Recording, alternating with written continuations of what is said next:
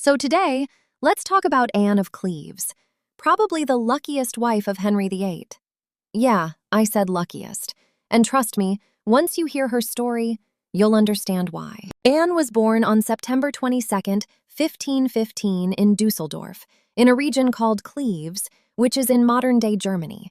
Now, unlike some other queens, Anne didn't grow up learning music, poetry, or fancy court skills.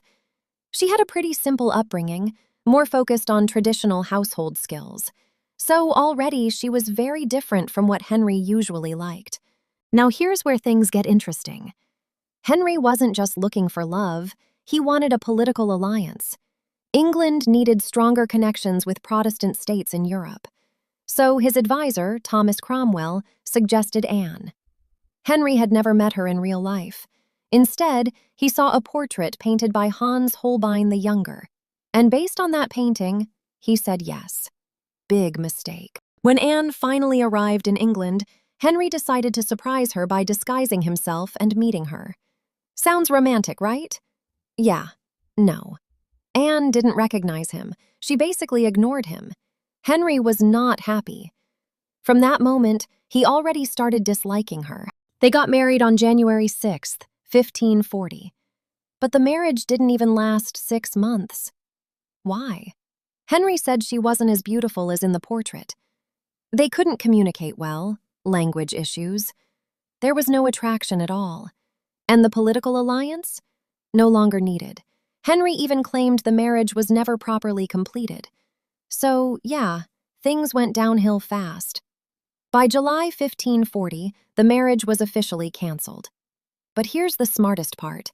Anne didn't fight it. She agreed peacefully. And because of that, Henry treated her surprisingly well.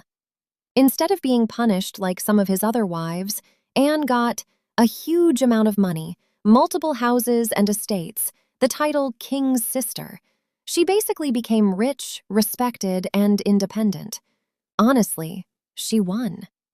She even stayed in England and had a good relationship with Henry and his children. She was buried in Westminster Abbey, which is a very important royal burial place.